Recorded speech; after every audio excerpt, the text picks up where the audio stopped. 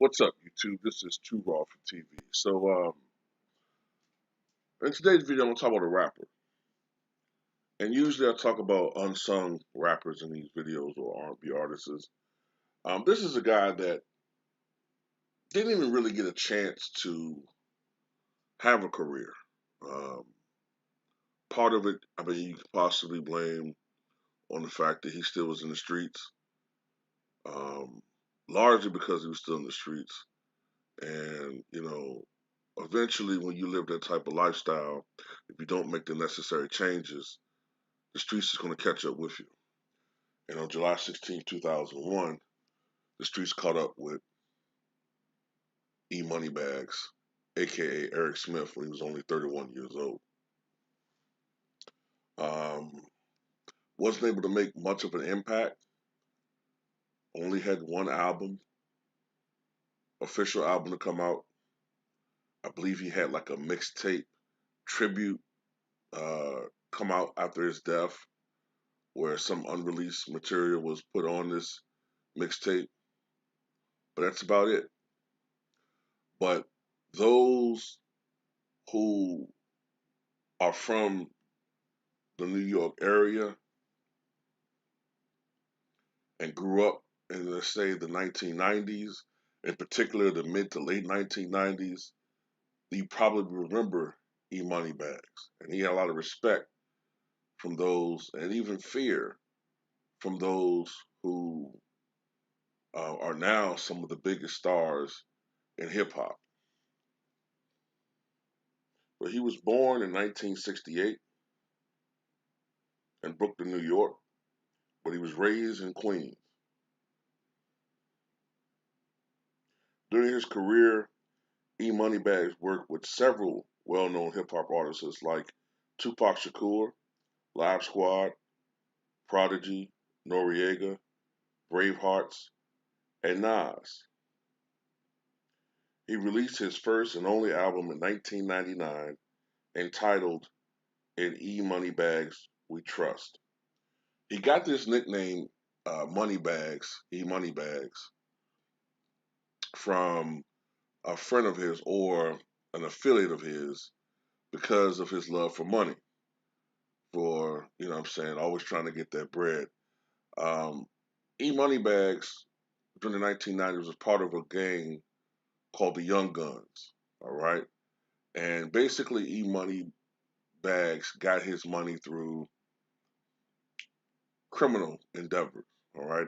Whether it was robbery, whether it was extortion, whether even sometimes murder, as far as being a hitman. You know what I'm saying? Um, that's pretty much what he was about. He was from he was from the streets. You know what I'm saying? Um,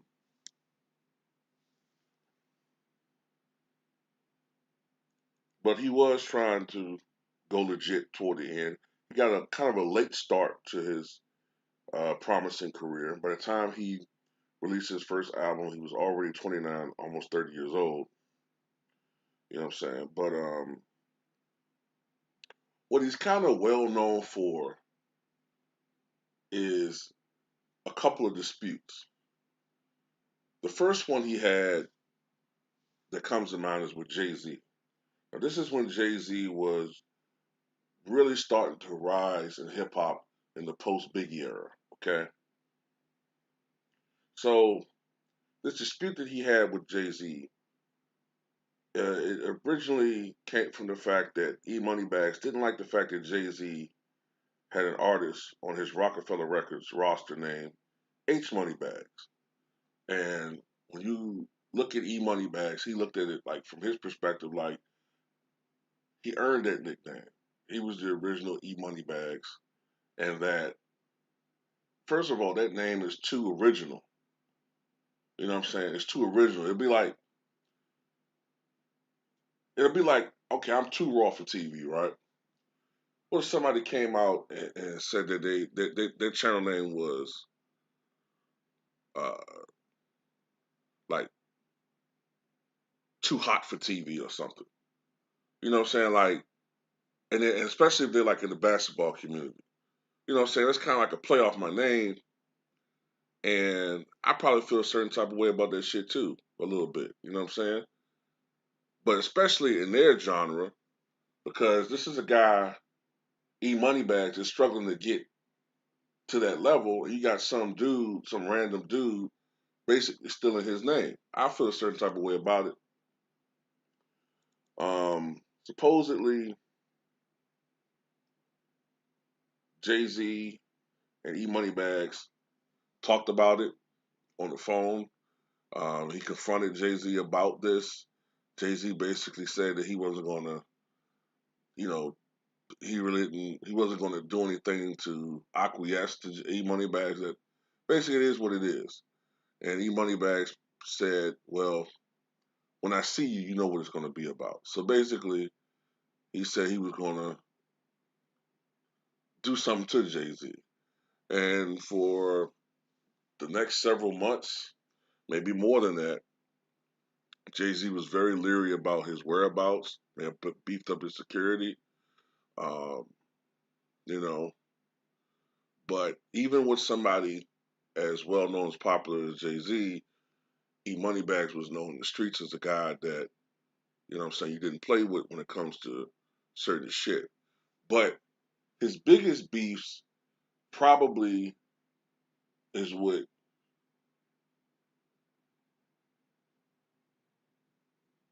Supreme, Kenneth Supreme McGriff, who was a drug lord, but also pretty much the financial muscle behind or affiliated with Murder Inc. and with Murder Inc. Now, basically, from what I've read, I think a couple of series of events led to his death. All right, E Moneybags. E Moneybags knew who Supreme was. He knew his status. Um, but at the end of the day, he didn't fear anybody. You know what I'm saying? And he knew that he had a reputation to uphold. So apparently, what happened, the late prodigy of Mobb Deep paid E Moneybags $2,500 for a beat that E Money had produced on the Murder Music soundtrack. So with this money, E Moneybags had planned on combining that with the money he spent on making a down payment on a car that he had purchased from the Supreme team, which was, I guess, from what I've read, like they had, they were selling stolen cars. The Supreme team was affiliated with Kenneth Supreme McGriff. Okay, and he planned on combining the $2,500 with the money he spent on making a down payment in order to instead buy a legit Navigator from a professional dealership instead of getting it from Supreme, the money that he put toward the car. All right. He then decided to go get his bread back, but then was told if he wanted his money back, he would need to speak to Kenneth Supreme McGriff. So he proceeded to phone up Supreme and tell him the situation. When asked for the money back, Supreme pretty much told him, fuck off, and informed him of his no refund policy. So E responded and told him, you know, it was cool, but in reality, E Money was planning on retaliating in the way that he was accustomed to doing when, you know, someone pretty much tried to fuck him over. So on December 11th, 1999, while coming out of the Coliseum on Jamaican Avenue, E Moneybags caught Supreme slipping in a Land Rover along with Supreme Team Lieutenant Black Just. So E Money shot the car up, ultimately killing Black Just instead of Supreme,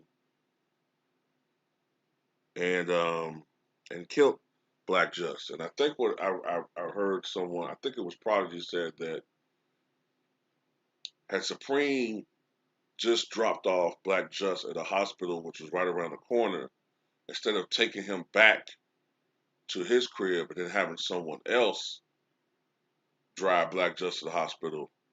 By the time they got to the hospital, Black Just bled out, ultimately died. So, having killed who killed his top lieutenant,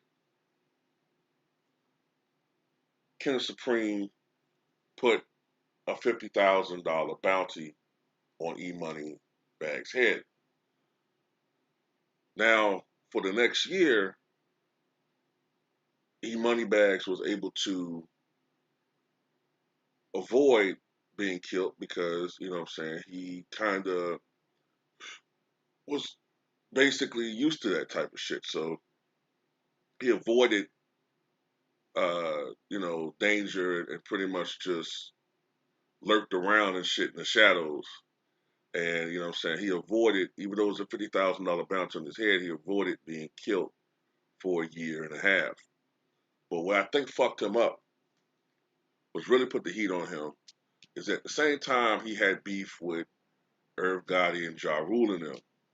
So what happened is, from what I've read, maybe the spring, maybe late spring of 2001, E Money Bags robbed Irv Gotti and Ja Rule and them. Now remember, they are affiliated with Kenneth Supreme McGriff. Robbed him of probably thousands of dollars worth of jewelry, maybe money as well. And that pretty much sealed the deal because I think Prodigy, who at this time was going closer to E Money Bags, he got a phone call from, I'll just say, a third party telling him, for your own benefit, you need to stop hanging out with E Money Bags because a hit on him is imminent. So on July 16th, 2001, while sitting in his vehicle, a team, I mean a team of motherfuckers wearing white gloves shot up his vehicle from all angles. I think 40 bullets were shot, 10 of them reaching their mark. E Money Bags was pretty much killed instantly at the age of just 31 years of age. Ultimately, I think Kenneth Supreme McGriff was convicted, charged, tried, and convicted of his murder, as well as a second, I think, aspiring rap artist in that same year, in addition to the other charges.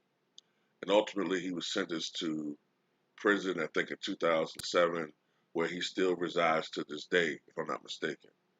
Um, but that's the short life of E Moneybags, aka Eric Smith. You know what I'm saying? I do remember his album when it came out in 1999.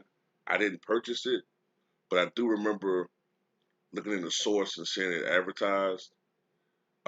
It's not until recently that I've read about how well known he was. Like, he wasn't